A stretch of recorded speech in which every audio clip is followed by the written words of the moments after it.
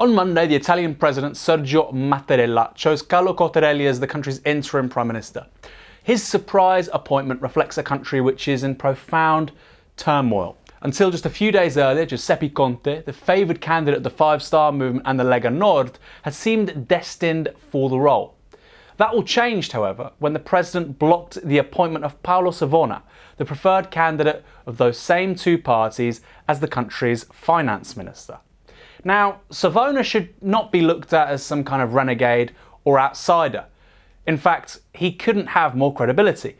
The Sardinian is an academic economist and a former government minister. But he couldn't have the job for a very simple reason. He's a Eurosceptic. He even went on record once as saying that Italy's membership of the Eurozone was, quote, a historic mistake. Luigi Di Maio, the leader of the Five Star Movement, responded to those events saying, "In this country you can be a condemned criminal, a tax fraud convict under investigation for corruption, and still be a minister.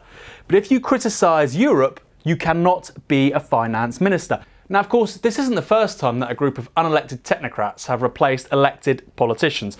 The exact same thing happened not only in Italy, but also Greece as well in 2011, with Mario Monti becoming the prime minister in the former and Lucas Papademos in the latter.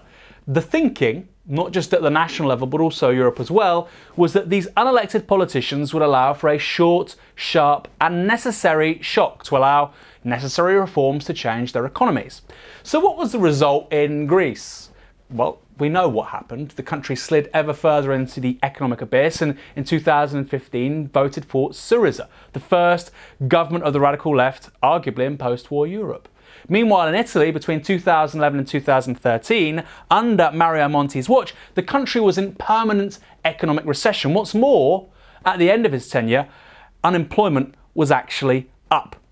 My guess is if you tell Europeans that they renounce democracy, that they put to one side some of the best traditions which have characterised liberal democracy over the last century, but at the same time the economy still just gets worse, they'll say, well, what precisely is the point?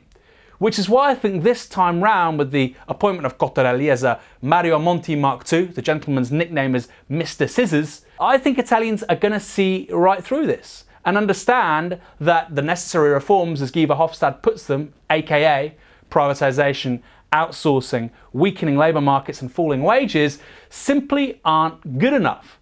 Now, this has to be of concern for everybody across Europe, because what's happening in Italy right now is two crises. One is constitutional. It has called into question the political neutrality of the president, undermining, fundamentally, one might argue, the rule of law in Italy itself. Secondly, it brings to a head a crisis within the Eurozone. We now see right before us a very obvious fact. National sovereign democracy and membership of single monetary union are at odds. If the public of Italy or Spain or Greece or Ireland want to enact a set of economic measures at odds with the wishes of the ECB and Frankfurt, that will not be allowed under any circumstances. Speaking to the French newspaper Le Figaro in 2015, Jean-Claude Juncker, then President of the European Commission, said there can be no democratic choice against the European treaties.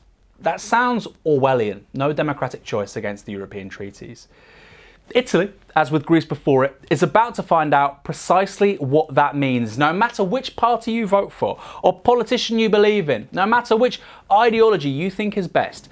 As long as your country is in the Eurozone, you have no control over the major decisions affecting the economy: jobs, wages, living standards. Now, for a country with a strong sense of national identity, profound social and economic problems, and a rising far right, this is a sacrifice which is viewed as increasingly unnecessary by most people. After the near miss of Syriza and the disaster that is Brexit, you might have thought that Europe's elites had learned some give is now necessary to maintain not just the Eurozone, but the Union itself. Instead, they persist with an agenda which is not just fueling the far right, it's hollowing out any confidence in the very institutions they think they are defending.